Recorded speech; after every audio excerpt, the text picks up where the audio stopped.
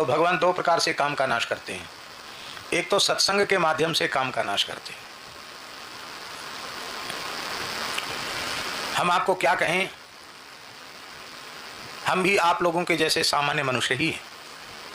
हम जब अपने पूज्य सदगुरुदेव भगवान श्री भक्तमाली जी के चरणों में आए थे तो हमारे मन में भी बहुत सी इच्छाएं कामनाएं थी।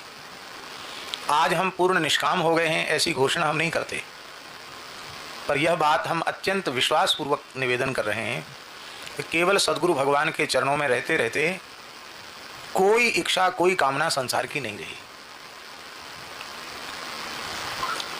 किसी प्रकार से कमज़ोर नहीं थे, न पढ़ने लिखने में कमज़ोर थे, न शारीरिक बल में कमज़ोर थे।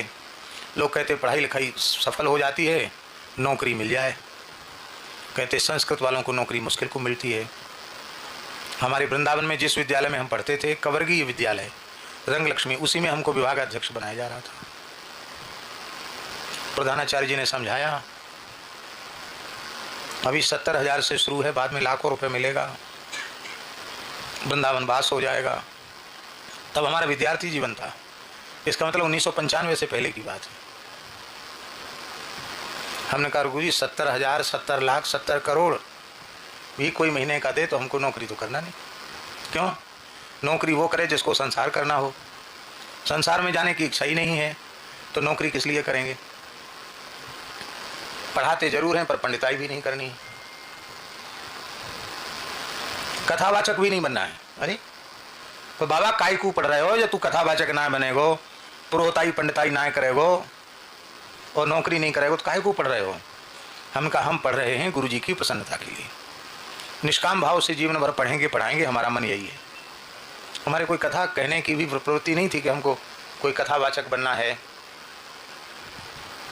ये तो महाराज जी ने कान पकड़ के बिठा दिया व्यासपीठ पर तो बोलने लग गए, बस ये बात है।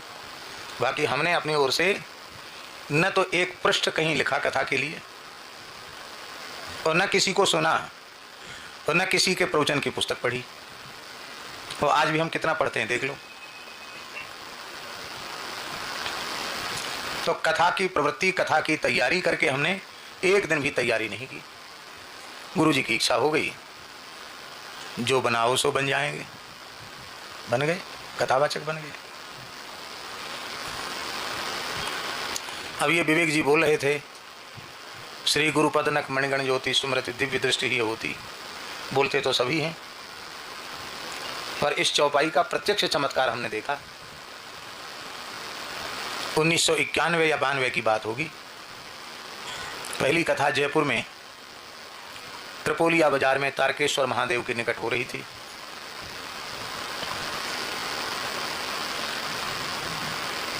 वो भी एक भयंकर प्रेत के उद्धार के लिए कथा थी। उसकी पूरा इतिहास नहीं सुनाना, बहुत विचित्र इतिहास है। हमारे साथ जो पंडित थे वो तो रो रहे थे कि कैसे भी अपने लड़के बच्चों का मुंह जाके देख लें घर में, ऐसी हालत थी।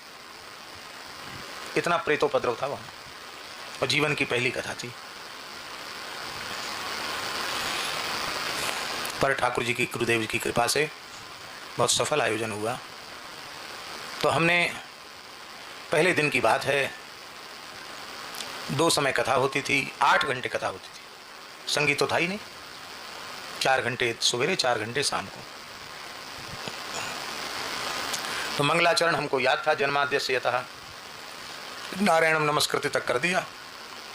अब सब भूल गए कि मेरे प्यारे भाइयों बहनों, लोग कहते हैं ना श्रोताओं, क्या कहना चाहिए शुरू में, सब भूल गए, एकदम भूल गए। माघ का महीना था और एक क्षण में पसीना आ गया।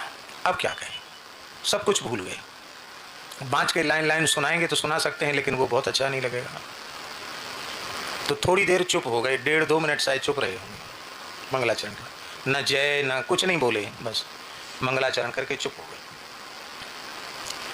और नेत्र बंद करके श्री गुरुपद नख मणिगण ज्योति सुमृत दिव्य दृष्टि ही होती, बस इस चौपाई का स्मरण किया, गुरुदेव के चरण कमलों का ध्यान किया।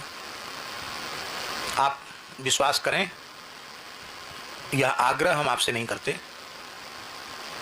लेकिन हमें अनुभूति हुई कि श्री गुरुदेव की नखमणि चंद्रिका का प्रकाश भीतर हो गया, गुरुदेव आकर प्रतिष्ठित हो गए, ऐसी अनुभूति हुई।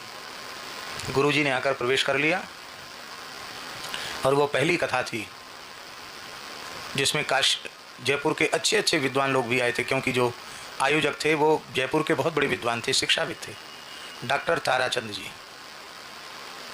वे स्वयं बहुत बड़े शिक्षाविद थे, बहुत बड़े विद्वान थे, पुस्तक प्रकाशन का उनका काम था। और कुलपति और प्रोफेसर ऐसे लोगों को उन्होंने बुला के, संस्कृत के बड़े बड़े पंडित।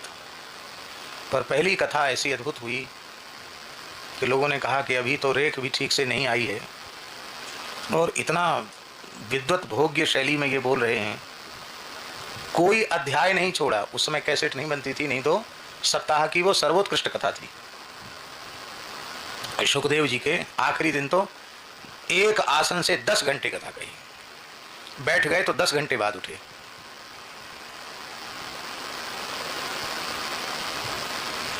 और लोग सोचते हैं कि हमारा समय 7 दिन का पास करना है, कैसे उसको पूरा कर दें। यह है गुरु भगवान की, समर्थ सदगुरु भगवान की कृपा। तो